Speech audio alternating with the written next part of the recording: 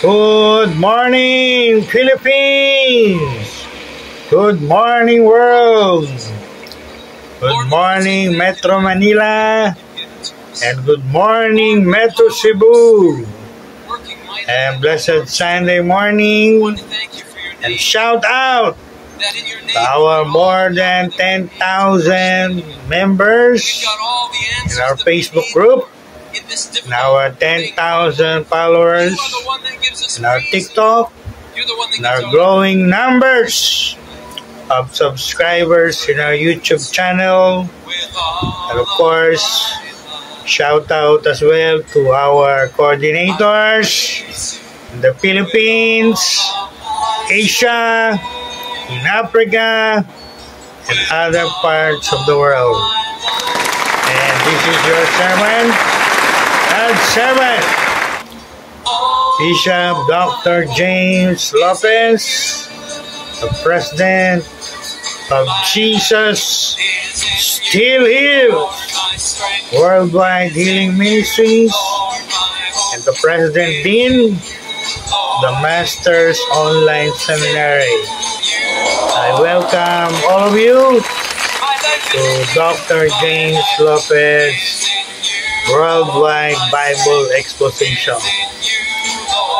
Kumusta po kayo lahat? How are you doing?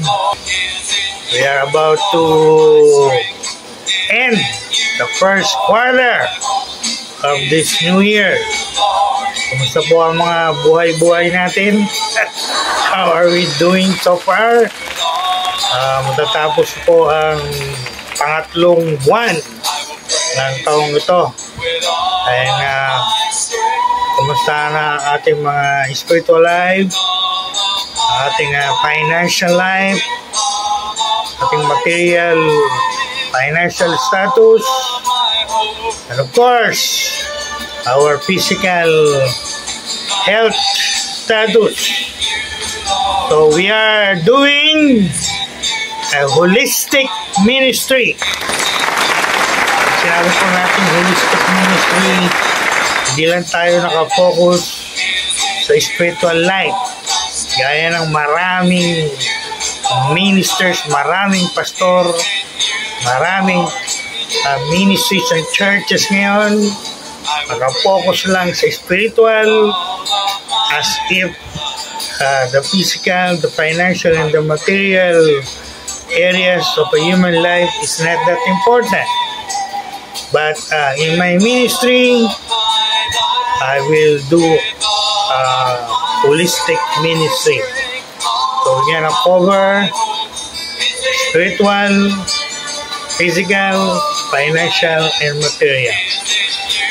And in relation to that holistic ministry, this second Sunday of March, I have decided to resume our series of study, in-depth, comprehensive, and very detailed, long series about faith.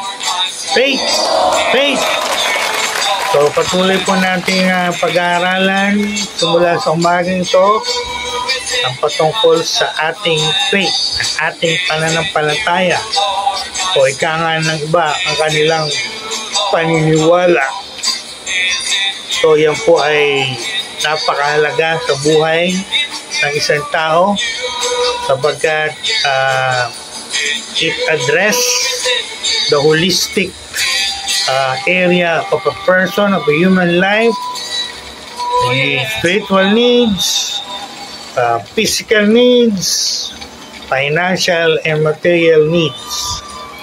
So I decided, and of course I believe the Lord is leading me to continue or resume this long series.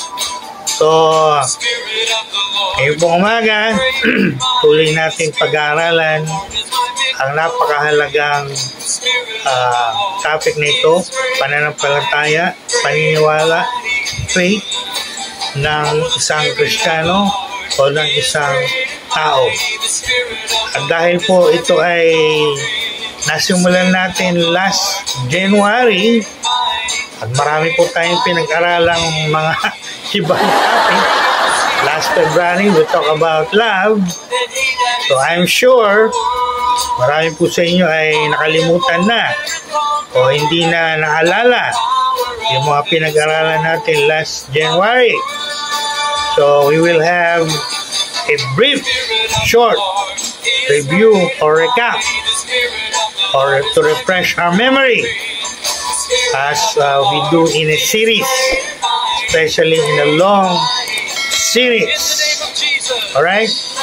So if you are new to our YouTube channel, I want you to click now the red subscribe button and click the notification bell as well.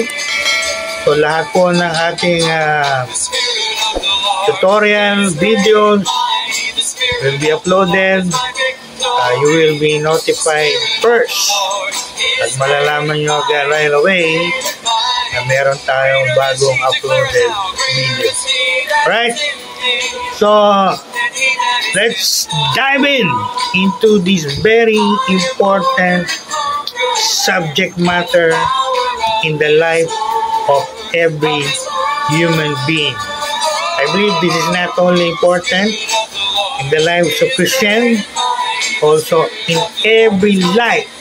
Lahat po ng tao kailangan makarinig, kailangan matutuhan, kailangan maunawaan ng maliwanag itong napaka-importanting topic o paksa na ito tungkol sa faith, pananampalataya, o tawag na iba ay paniniwala, the faith system of the human being.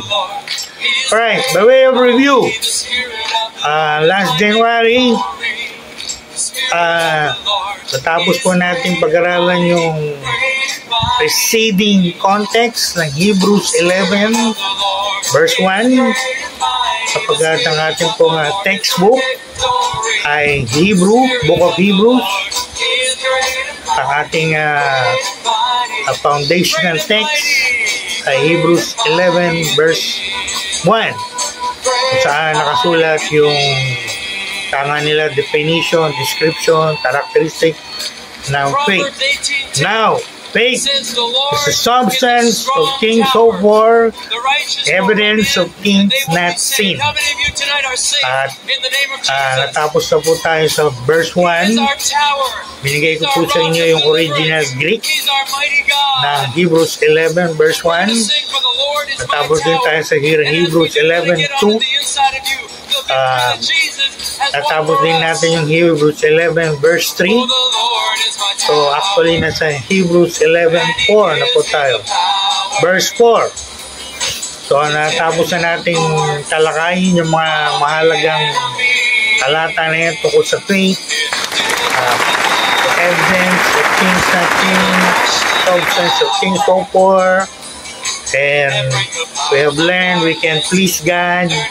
We are proved by God through our faith. We understand that the universe was created by God through His powerful word by faith. At napag-aralan din po natin yung iba pang nakalagay dyan sa Hebrews 11 verse 1 to 3. And last year, I did a review last week. Pag-aralan din natin yung how we're gonna release our faith, and that is true confession, biblical confession, positive confession. Tawag ng mundo rito ay manifesting by words. And this morning, we will continue along that line, and I should say we will study the second powerful method or way of manifesting or releasing our faith. When I was studying and reviewing everything I learned about faith, there are two ways or two methods on how we can express or release or manifest our faith. Sabi nga kanina, tawag ng mga tao sa mundo dito ay manifest mo yan. Manifest mo yung faith mo. Yung pinaniniwalaan mo. At alam natin kung paano yan. By word. By word. By our confession. By saying the things that we believe. By saying the things that we are expecting, claiming to happen in our life. Whether in our spiritual life, in our physical health, or in our finances, or material possession. At kung sinusubaybayan niyo po yung buhay ng maraming artista, alam niyo po, may mga artista tayong kilala, sabi natin, pinapractice nila yan, manifesting. Kaya yun nga ang punto, kung itong mga artistang to, kung itong mga taong ito sa mundo, alam gawin yung mga yan, dapat po yung mga Kristiyano, yung mga taong nag-declare Christian, dapat alam nyo rin yan. At hindi nyo lang alam, pinapractice nyo yan dapat. No? Sabi ko nga, lagi kong sinasabi, kung dahil pa tayo ng mga tao ng mundo, makasalibutan, ano na ang pagkakaiba natin sa kanila? Dapat ba sila ang maging example o tayo ang dapat maging example? So, you get the point. Tayong mga Christians, tawag nga sa atin sa Bible, believers, no? Believers ang tawag sa mga Christians. So, ibig sabihin, tayo yung dapat magsiset ng example, and I should say, mag-excel. No? Dapat tayo yung nag-excel. Yung tayo yung nangunguna. Ha? Hindi yung mga taga-salibutan. Dapat tayo nag-excel, nagsiset ng example kung paano ipamanifest o i-release o ipapakita yung ating faith. That is through first, our word, our confession, biblical, positive. Tinalakay ko na po yan, tinuro ko na po yan last year. And for the glory of God, I can testify that we have seen many miracles as a result of learning and practicing that powerful way or method of manifesting or releasing our faith through our words. Now, we might ask, through words lang po ba? Through confession lang po ba? Na ma-manifest, ay papahayag, ay papakita, na-release yung ating faith? The answer is no. It's not only through words. It's not only through confession. Actually, kung kayo ay Christian at nagbabasa kayo talaga ng Bible nyo, alam niyo yung nakasulat sa Book of James, di ba? Ano sabi ni James sa Book of James? Faith without works or without action is dead. Very clear po yan. Fundamental, basic teaching about faith. Our dogmatic teaching about faith. No? Ang faith, kung wala yung works, kung wala yung action, dead yan, patay yan, no? At sabi nga kanina, kung nagbabasa kayo ng Bible, no?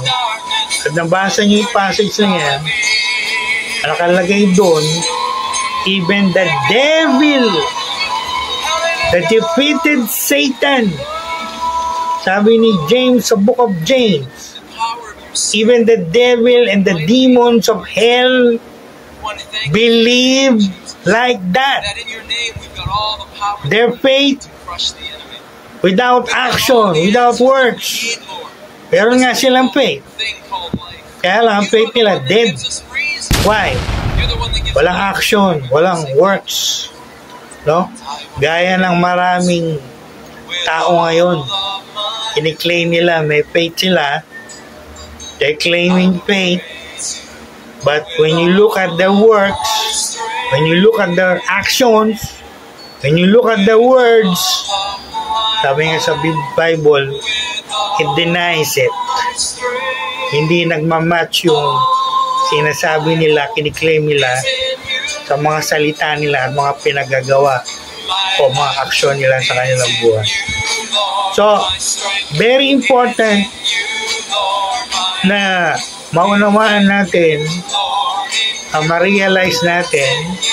Actually, nilagay ko po dito sa aking teaching notes. Our number one realization, hindi lang understanding. I'm talking like a Christian educator. Sa Christian education or religious education or even a general education, very important po yung comprehension, understanding.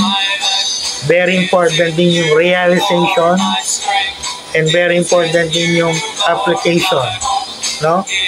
So, yan ang dapat nating ma-realize, maunawaan, at higit sa lahat, starting this second Sunday, i-apply natin, i-practice natin, kaya nila moving forward, starting this Sunday. Ano po yung Bishop? Ano yung Dr. Lopez? We need to realize the second Sunday, kung hindi pa natin na-realize to, that faith is not only words and confession, it is also action. Faith is action.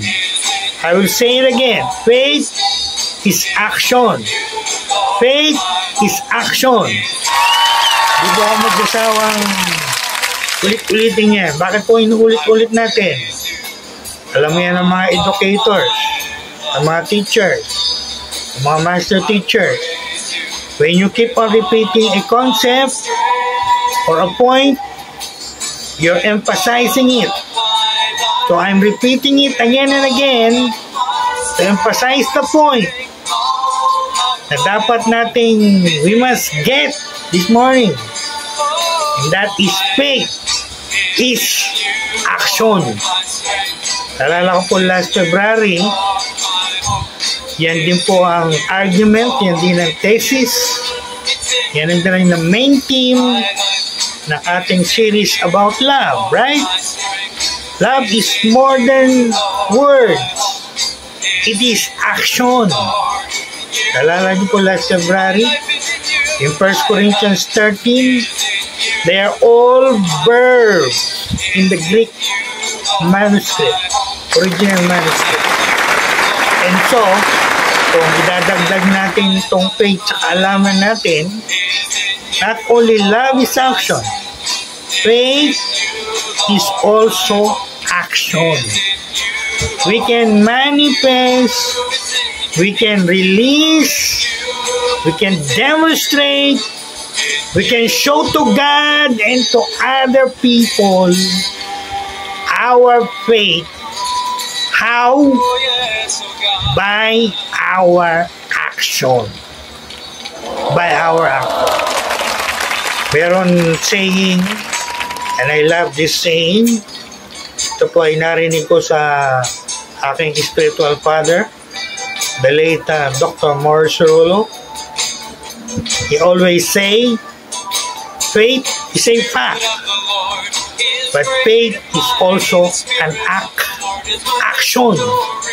Faith is an action. Alright?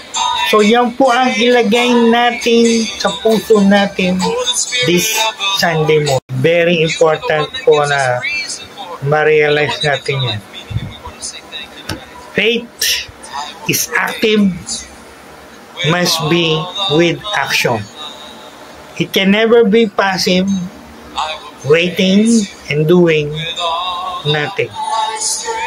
So, it applies to everything we need from God, whether we need work or money or other things we need from God.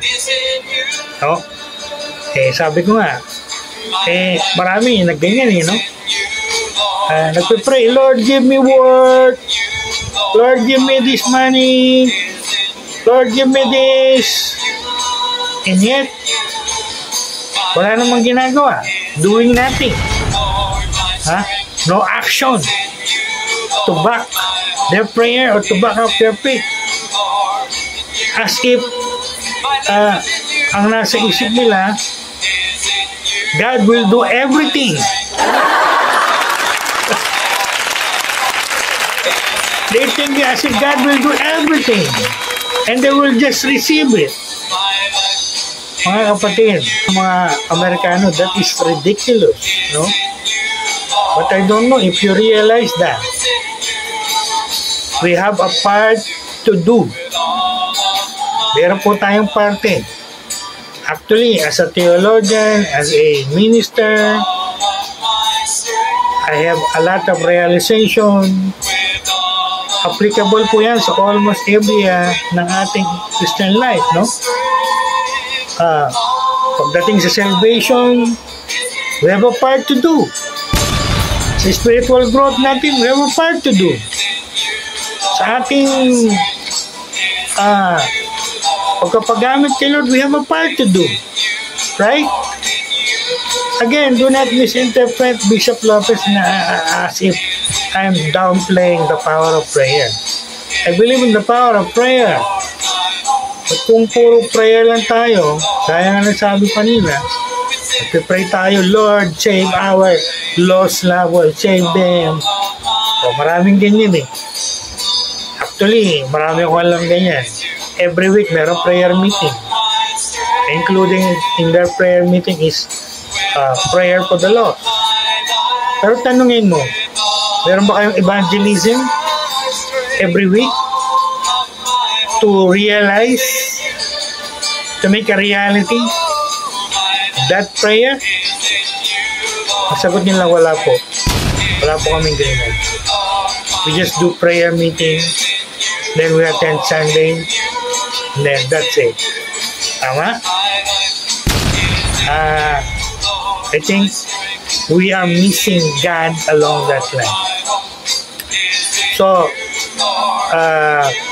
I think the Lord allowed me to put that in my teaching notes so we can think about it. Faith must have action.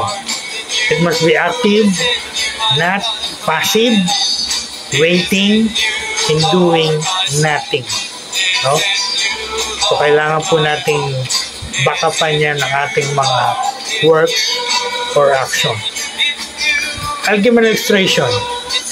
I just read this illustration. Meron daw isang lalaki sa Colorado, USA. It's a true-to-life story.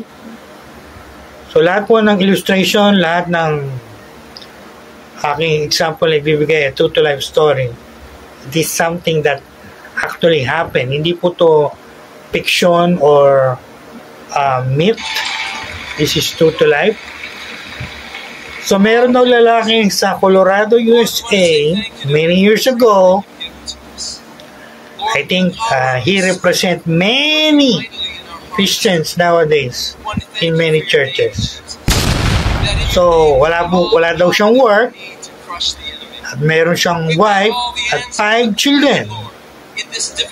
And according to the writer of the article, the man was just trusting God for something to happen.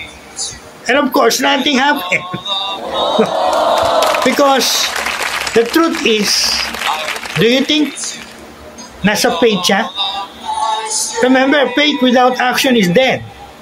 Faith without works is dead. You're doing nothing, your faith is dead. Right? So it goes to the provision, it goes to healing, it goes to, as I said kanina, every area of our Christian life. Do you think you will be saved if you're not doing your part?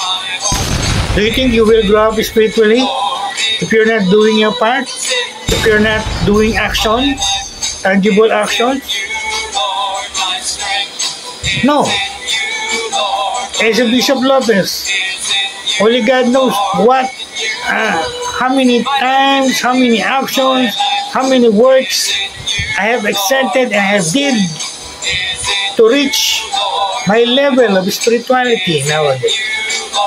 And do you think nangyari lang yan because I pray, Lord, give me faith, Lord, give me spiritual maturity, and then you're doing nothing? Got the point? Hindi po ganun ang spiritual life. Kaya sabi ni James, I agree with James, faith without works, without action again, is dead. And so balik tayo sa illustration natin. Itong lalaking to, he thought he was believing God. Hindi niya na-realize he was wrong. He's dead. His faith is dead because he's doing nothing. And nothing happened in his life. Buti na lang, sa binasa ko dito, yung church nila, sinuportahan yung family niya for a year. And the church has been taking care of them. But again, you got the point. The man was waiting for something to happen, but nothing ever happened because, what? Because he needed to put action to his faith. That's the point. So dapat ma-realize natin at maunawahan natin yan, no? Kung tayo nag-pray ng work, nag-pray ng finances, etc. God will help us meet our financial obligation, but from the natural standpoint, again I say, we have a part to play. And we cannot just stay home and expect something to happen. We must do action. I know that in my personal life, matatanggap ko ba yung mga pera sa buhay ko kung ako'y higa-higa lang sa bahay? Matatanggap ko ba yung mga pera na tinanggap ko kung ako'y higa-higa sa bahay? Do you think I will receive that way? No. And so with you, sana nila kahit masakit ang katawan mo, kahit iika-ika ka, kahit nahirapan kang lumakad, talagang gagawa ka ng effort and action to get God's provision. Because your faith must have action. Get the point? Kung hihila-hilata lang kayo sa bahay, para kayong siwang tamad, at katwiran nyo, nagpipray naman po ako, Bishop, nagpipray ka nga, nagkikray mo nga, may faith ka. Pero again, babalik tayo sa sinasabi ng Book of James. Faith must have action. Otherwise, the faith that you're claiming is dead. Dead. Sabi ng iba, sa mga Baptist nga, pag sinabing dead faith, wala yan. Pag sinabi ng mga Baptist na kaibigan natin, the faith of that person is dead, talagang sasabihan kayo ng mga Baptist, you're not saved because your faith is dead. Because the person is saved not by dead faith, by living faith. See?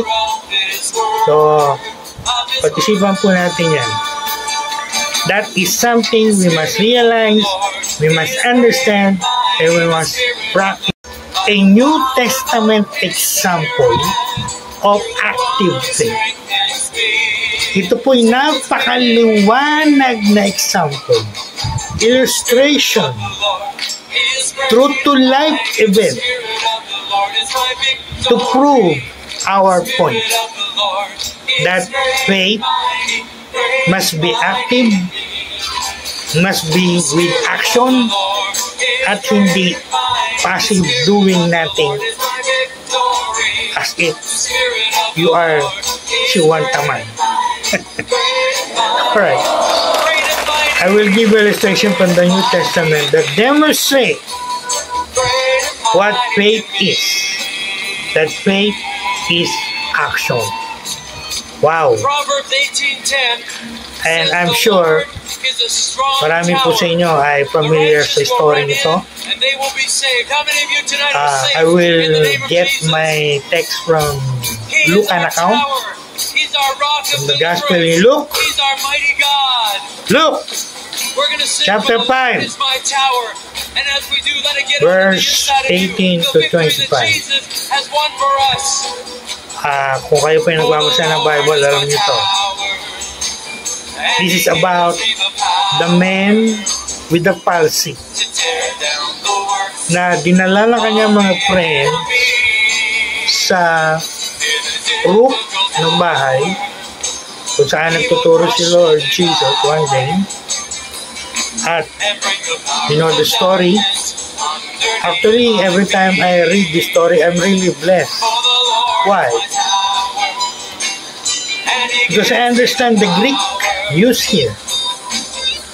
Hindi lang miracle healing yung natanggap ng paralisadong tao rito. He was saved, he was forgiven, and he was healed.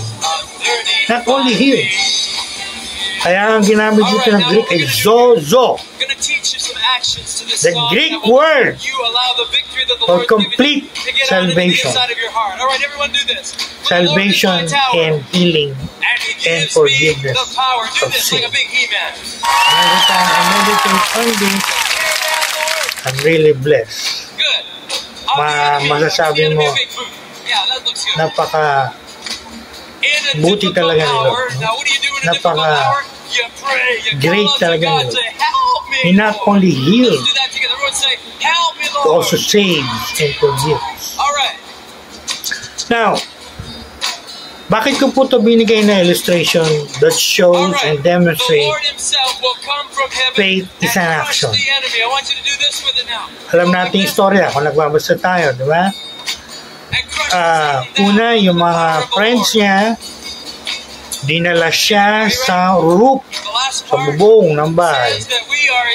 At siya ay binaba kung saan naroon si Lord. At yan po ay ginawa nila because of the hindrance. Maraming taong nakaharang eh. Hindi sila makapasok. And ang sabi dito sa ating verse 20 and 24, kinig po kayo mabuti. Listen up! Sabi dito, when Jesus saw their faith. See? Sa Tagalog, nang makita ni Lord ang kanilang pananampalataya. Maring may mga tanong kayo. Inunahan ko na po kayo. Sinulat ko na. Unang tanong, you might ask, how did the Lord see their faith? Ano nakita ni Lord yung faith nila? Meron ba kayong mabasa dyan na nagsalita sila? Sige nga, sagutin nyo. Naka-record po yan sa Synoptic Gospel. Matthew, Luke. In every record in the Gospel, walang record dyan na nagsalita sila. No written, no verbal words. Lahat ng sinabi ng mga author, they brought him up, they did this, he did this. So you got the clue. How did the Lord see their faith? By their words? By their confession? Tingnan natin dito. How did the Lord see it? The Lord showed their faith through their action. Very careful. Through their action. Ano yung mga action nila? Diba yung mga friends, dinala siya sa bubong at binaba siya. Hindi po ba action yun? Hindi ba works yan? Words ba yan o action? Again, wala po nakasulat sa gospel na they spoke something. Wala eh. No? At yung lumpo, yung pilay, yung may palsy, nakita rin ni Lord yung action niya. Lahat po na may sakit, lalo na yung mga sabi nga nila paralyzed, hindi makatayo, hindi makalakad, pinig po kayo mabuti. Pero kayong matututuhan sa istoryang ito. So, we answered the first question. The Lord saw their work, their faith through their action. Another question. Can faith be seen? Pwede ba makita ang pananampalataya ng isang tao? The answer is yes. Kita nga dito, di ba? So, anong matututuhan natin dito? Faith can be seen according to this text through their action. Pina-apply po natin ngayon yan, kaya malalaman mo ang mga tao no? Malalaman mo ang mga tao sa kapaligiran mo kung meron niya faith o wala. Tingnan mo yung mga action nila. Tingnan mo yung mga pinagagawa nila. Yan. Ano pa? In relation to the Lord Jesus Christ, we can conclude the Lord see our faith through our action. O, diba? Nakikita ni Lord yung faith natin sa mga action na pinagagawa natin. Sa mga gawa na pinagagawa natin. So, very clear po yan. And before I leave this,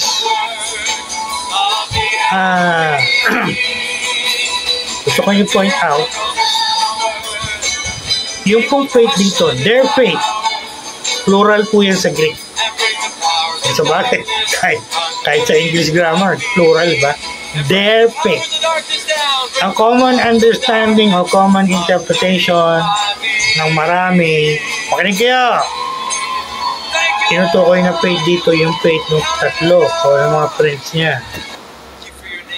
Yun po ba ang tama? O included dito yung faith nung may sakit? Pag tinanong mo maraming Christians o maraming pastor siguro, sagot nila, kaninong faith yung nakita rito ni Lord? Malamang sa malamang sagot nila, yung pong faith ng mga kaibigan ng lungkot, ng pilay. Well, I beg to disagree. Dahil pag pinag-aralan nyo mabuti passage niya, makikita din dyan yung faith, yung action nung may sakit na gumaling. Bakit ka mo? Di ba sabi ni Lord sa kanya, tumayo ka at lumakad ka. Kinig po kayo mabuti. Sabi ni Lord sa kanya, tumayo ka, lumakad ka. Lord, di ba ano to, lumpo to, pilay to, hindi nga to makatayo, hindi nga to makalakad. Paano siya tatayo? Paano siya lalakad? Hindi nga niya kaya. Makikita po dito yung faith hindi lamang ng mga kaibigan niya, pati yung may sakit na lumpo. Dahil nung sinabi sa kanya ni Lord, tumayo ka, lumakad ka, hindi siya nagreklamo Nagreklamo ba siya? Meron ba kayong nabasa synoptics? He complained and he said, Lord, can't you not see? I cannot stand up, cannot walk. My friends brought me here. Can't you not see that? Why you're telling me I stand and I walk? Cannot do that. Sinabi niya ba yun? May record bang gano'n? Nag-complain ba siya? Nag-resist ba siya? Sa sinabi ni Lord? No. Anong ginawa niya rito? Kaya po siya gumaling. Are you ready? This is a powerful key. Powerful principle to receiving miracle healing. Lalo na yung mga hindi makatayo, hindi makalakad, kagaya nito. Ano po yung susi dito? Are you ready? Ang ginawa po nitong may sakit, he acted on the word of the Lord to him. I'll say it again. He acted on the word of the Lord that the Lord spoke to him. Diba sabi ni Lord sa kanya, tumayo ka, lumakad ka. At umakto siya sa salitang yun. Ibig sabihin, nung sinabi sa kanya ni Lord, tumayo ka, he made the effort. He made the action to try to stand up. And when he did,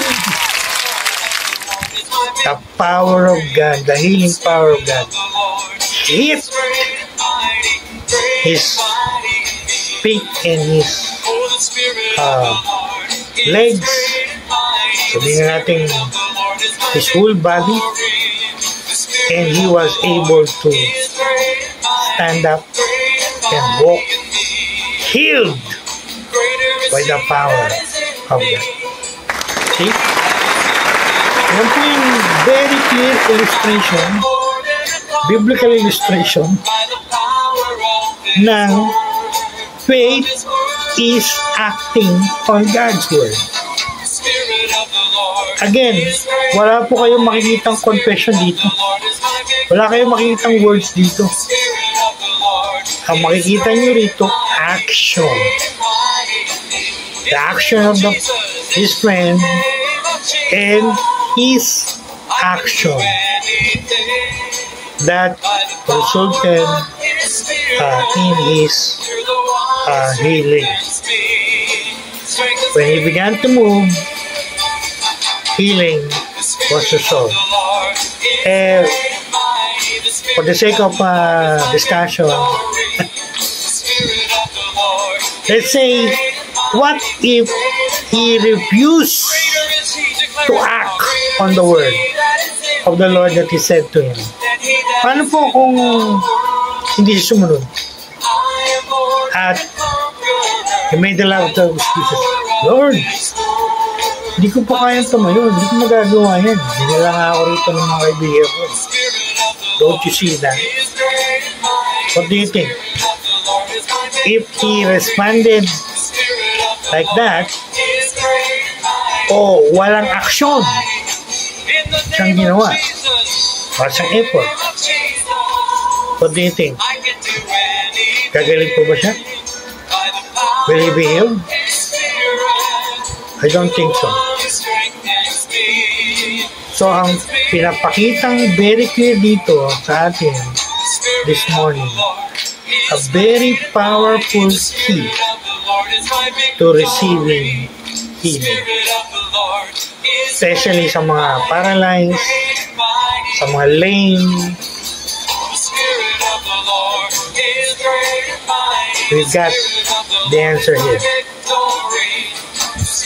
We must act on his word, or else we will remain sick, untouched with the power of God. Proverbs 18:10 says the Lord is a ako po strong ay tower. naniniwala personally, And they will be saved. How many of you tonight meron are pong saved gradual in the name healing, of Jesus? meron instant He healing. is our tower. He's our rock of Those who are deliverance. following my He's our ministry, mighty you know, God. the worldwide healing ministry of Bishop Lopez. I have prayed for many sick around the world. I have seen many miracles. And I believe there is a gradual, there is an instant. There are times you are healed instantly, right there and right there. There are times it takes time. Call that gradual. But the point is, and I want to thank God and praise God and glorify God for that. The mahalaga, you are healed. You are being healed, even though this gradually, no? One day, it will be completely manifest. Glory to God. Again, I don't listen to the words of people. I don't listen to the words of others. I listen to what the Lord is saying to my spirit deep inside of me. Ayun po, napakahirap yung bedridden, you know? Wala ka nang ginawa sa buhay mo, kundi nakaratay ka sa higaan. Kaya tama rin yung mga naririnig natin eh. Minsan nakakatawa, pero may punto rin, di ba? Kanga nila kilos-kilos din, no? Kilos-kilos na rin yung mga paan, yung mga tuhod, yung mga legs nyo. Ganyan po sinasabi ko sa aking mother. Pag ako yung nagbibisita, move mo yan, move mo. Keep it moving. Ang ina-avoid natin yung hindi natin minumove at hindi tayo nag-a-act. Baka madali tayo. Gaya ng marami nila bedridden. Hindi na makakilos. Alright? So I will never forget this revelation that the Lord gave to me. Actually, may mga sinabi sa akin sa Lord. And I'm looking forward to that. And God willing, we're gonna apply this in our healing crusade this coming month. We're gonna say to those in the wheelchair, those who have crutches, rise up and walk and be healed in the name of the Lord Jesus. Of course, alam ko kung sino yung may faith. Yung may faith, yun yung who will act on the word. Pero yung magre-reklamo, Bishop, Ito Lopez, hindi po ako makagawa ng mga pinagsasabi mo. Hindi ko kaya gawin.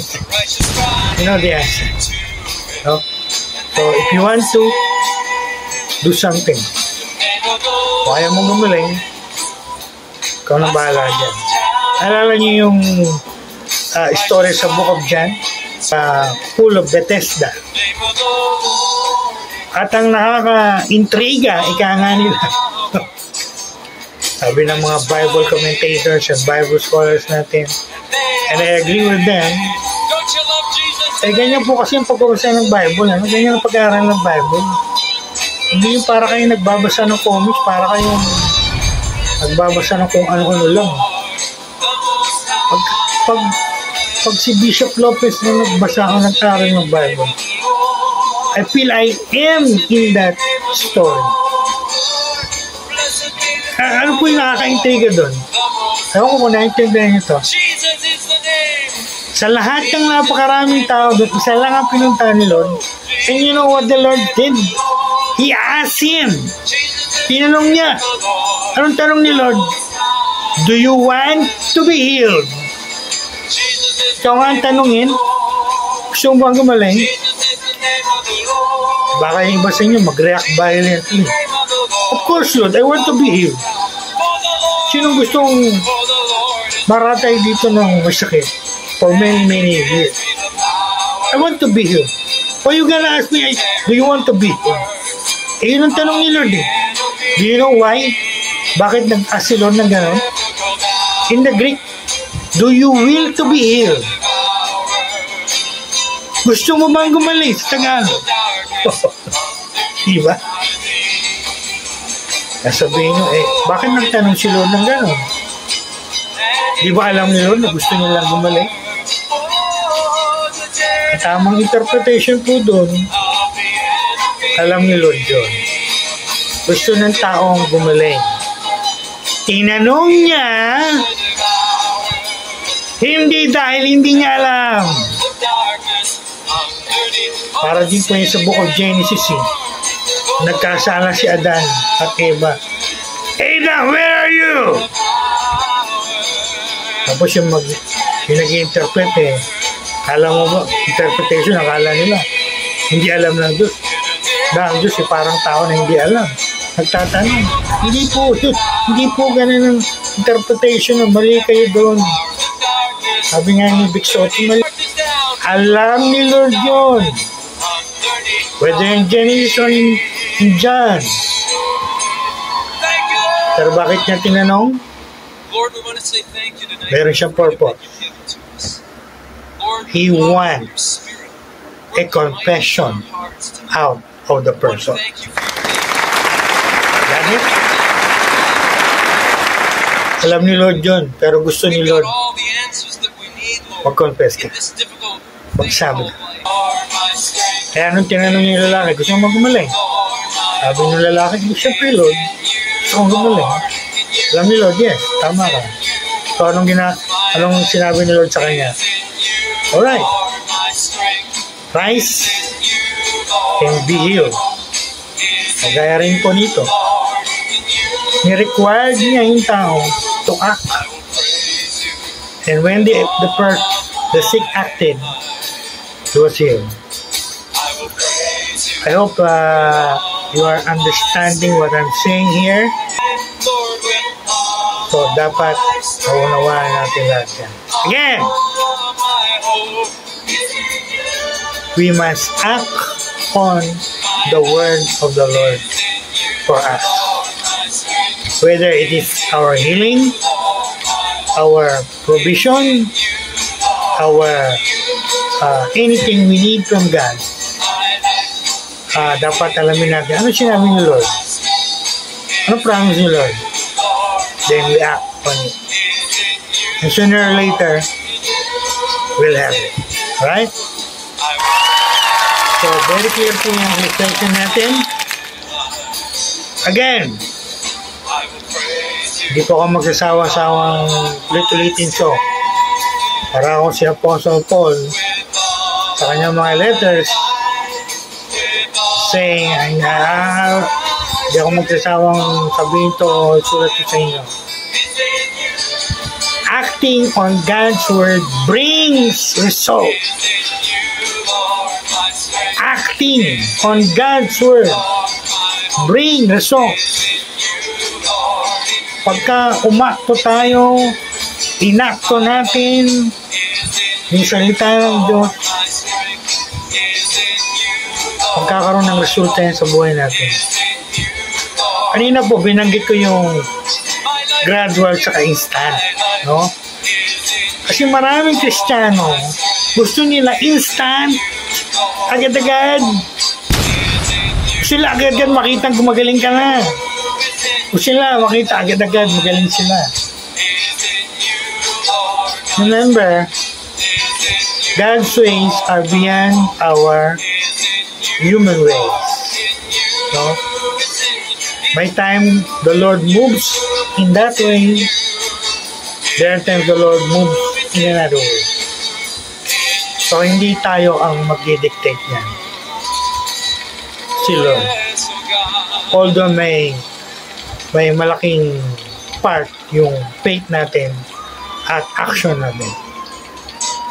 Kaya minsan, halimbawa, hindi gumaling agad, hindi answered agad, discouraged na, disappointed na, kung ano na ng mga pinagsasabi, kung ano na ng mga complaint, No? Ganon. Ganon. Kung may pinagdadaanan o struggle o fight, battle o trial yung kapatiran natin, huwag tayo agad-agad judgmental.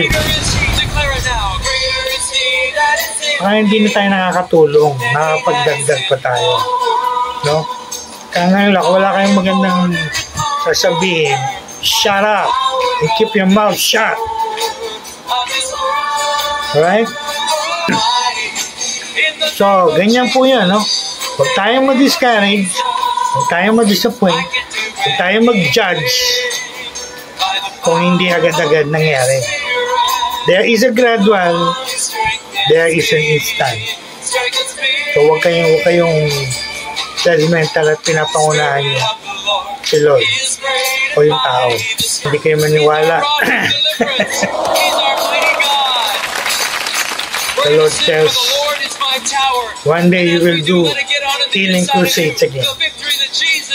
I'm going to bring you back to the powerful healing anointing.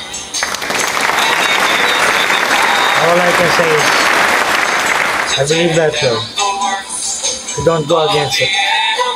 I just accept it, the faith, and I say, like Mary, a woman of great faith, the mother of Jesus in the flesh.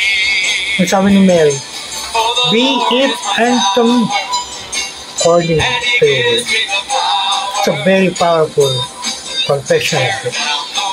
Alright. Another illustration showing faith is an action. Meron daw isang woman evangelist many years ago. So she was conducting a miracle crusade. At maraming siyang pinagpipray, many miracles happening in the healing crusade. And then the Lord led her to minister to apat na taong nasa wheelchair. Apat to na nasa wheelchair. Habang yan tapos si story, natutuwa ako. Napapangiti ako. Yung tatlo, actually apat sila. Sila apat, sinabihan ng woman evangelist, rise up and walk in the name of Jesus Christ of Nazareth. And according to the story, yung tatlo, tumayo. They made effort. They made action. So all of a sudden, they were healed. And they walked out of their wheelchair. Completely healed. Ang problem, itong isa, yung pang-apat. Nung nilapitan siya ng evangelist, tinanong siya, why you're not rising up and walking like the others? Sabi daw nung nasa isang wheelchair, ay hindi pa gumagaling. Sabi niya, I know they did, but I cannot. I have not walked in years. I cannot walk. And so, nangyari, nanatili siya doon sa kanyang sitwasyon na yan. And the evangelist just walk away and leave the woman sitting on the wheelchair. Bakit po ganun? Bakit may yung tatlo gumaling, yung isa hindi? What do you think? Based sa ating pinag-aaralan. Dahil yung tatlo, they acted on the Word of God. Yung isa did not act on the Word of God. Alright? Very clear, diba? Sabi nga kanina doon sa illustration sa Luke 5, what if nilalaki maraming complaint at hindi sumunod kay Lord? Mananatili siya bedridden. At malamang sa malamang, babalik siya ng mga kaibigan niya sa bahay niya, dala-dala pa rin. Get the point? Faith is action. acting on the Word of God, acting on the Word of God for you, to you. And last point, before we end, the Holy Spirit leads or prompts, but we must respond or act on it. Pero po akong ikakwento o share. Nangyari po ito ng aking birthday.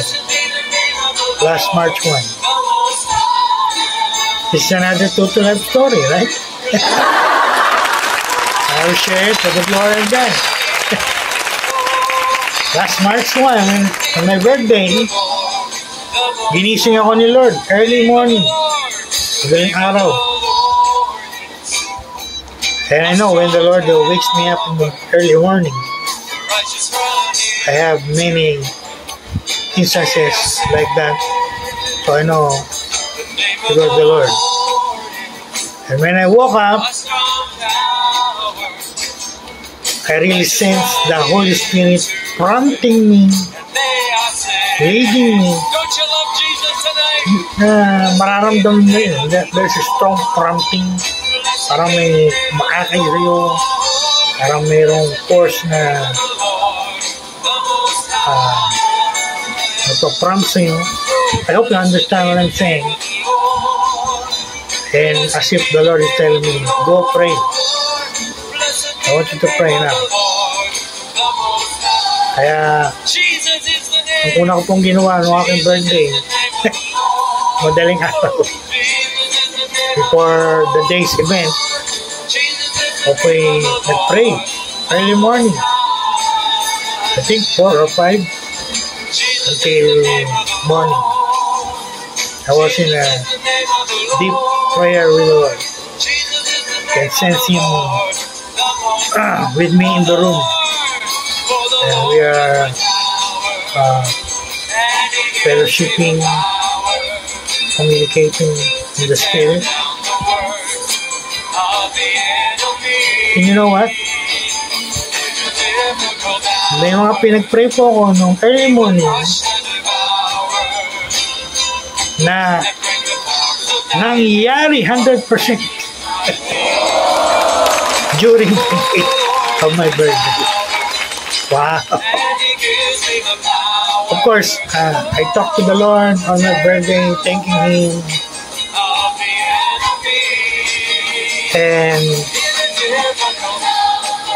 dahil birthday ko, I was talking to the Lord, Lord,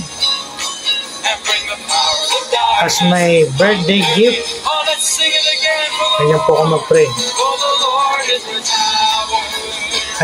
As my birthday gift, it is my wish, it is my prayer request. Wishing this. And as I said, I see all of that happen during the day.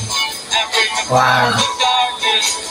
Hindi ko na po sasabihin in detail. Akin na lang po.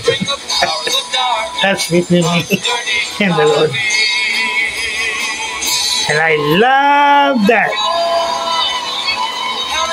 And that really shows the truth of what I'm saying or preaching or teaching this morning. When we act on His Word for us, there will be results. Sooner or later. Hindi man mangyari ngayon, mangyayari later on. No? Ulitin ko pa bago ako magtapos. Huwag kayong impatient. Ha? Lalo na yung mga Christians dyan na impatient. I want it, Lord, and I want it now. Pray ka kaya mabuti para maintindihan mo. Now when you pray, it is not your timetable. God will give it. God will do it. Not in your time, but in His perfect time. Hindi po genie, no? Maraming Christian ganyan eh. Kala nila si Lord genie.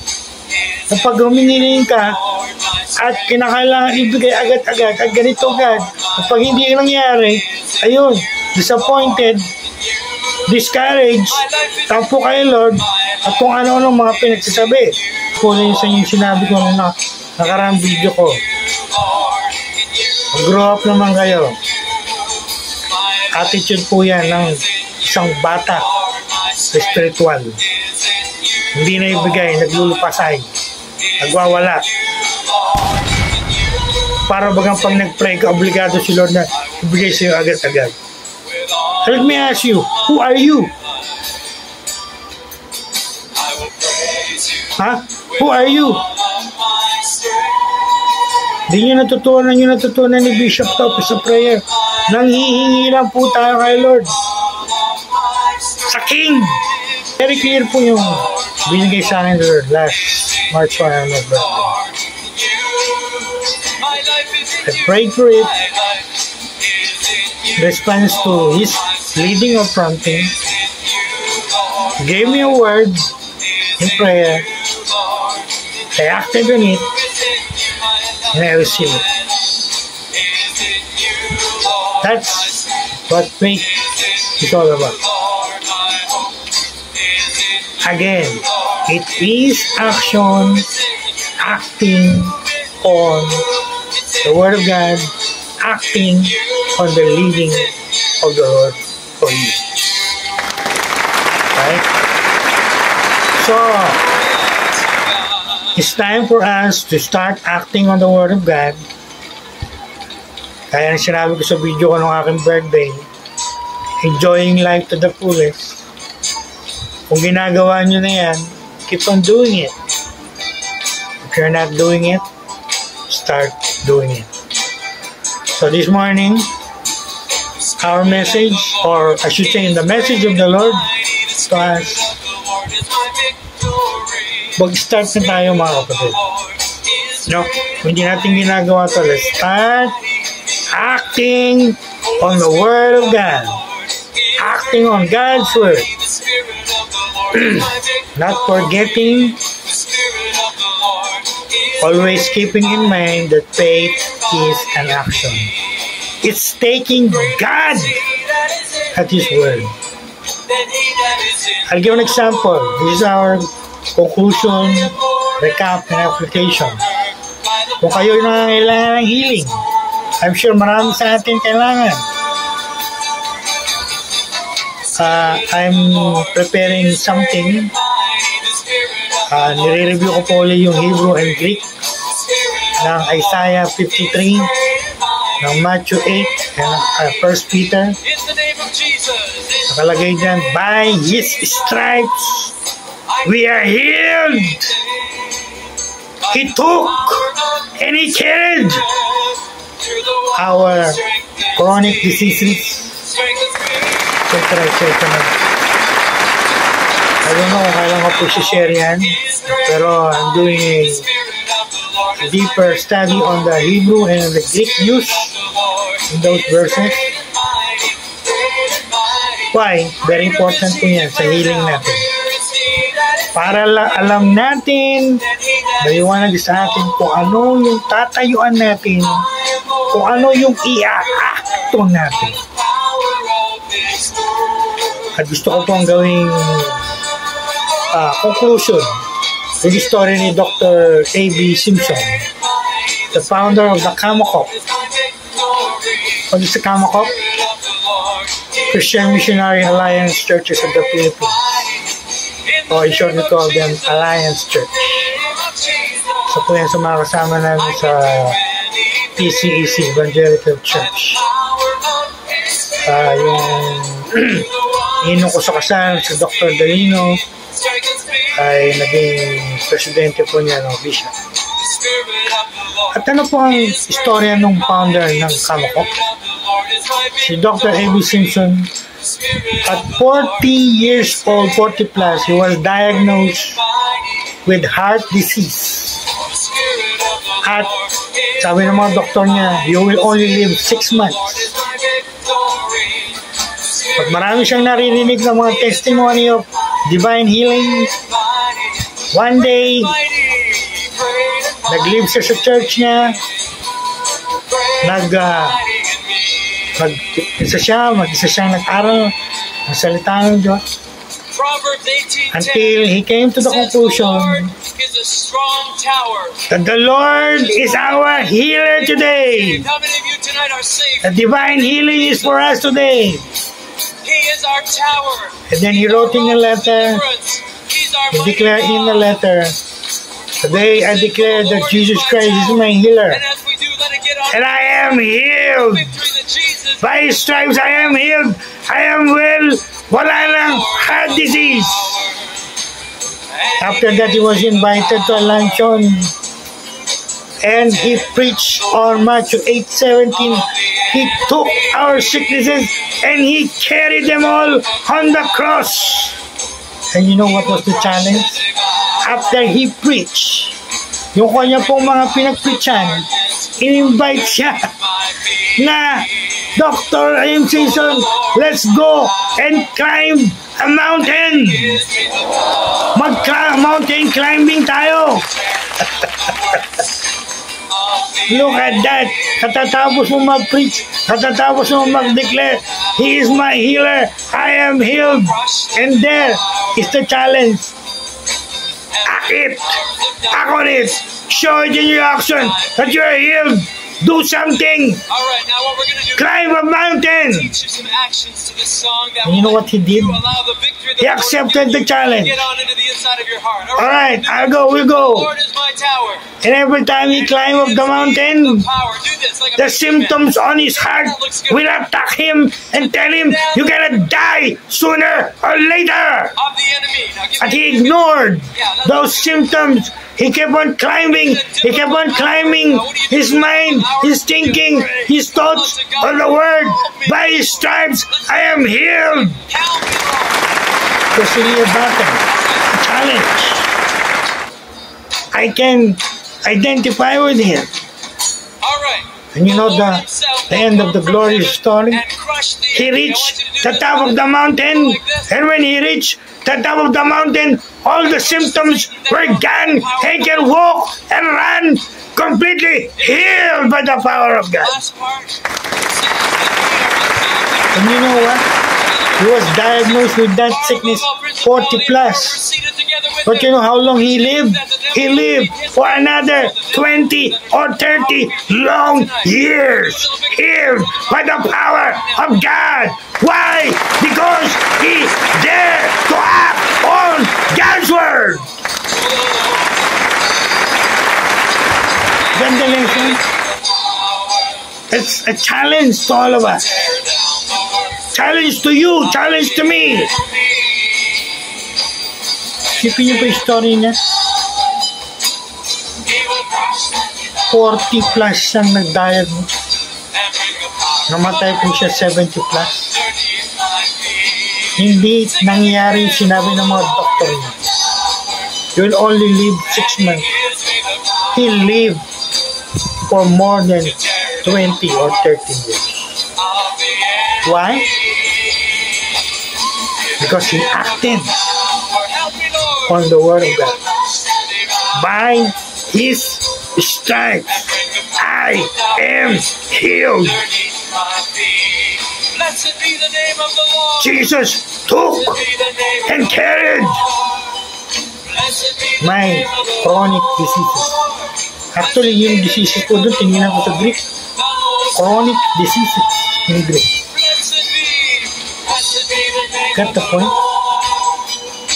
And I take that as a challenge to me.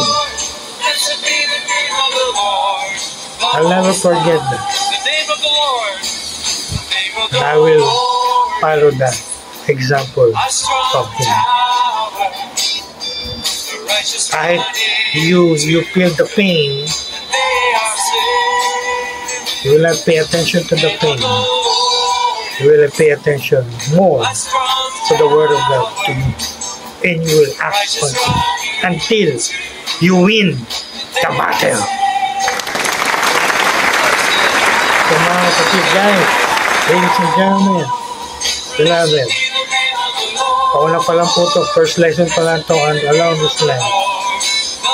I want everyone to act on the word. Kung man ang salita ni Lord sa inyo, aktuhan niya, tayuan niya, hanggang may panalo niyo ang laban niyo. Let's see the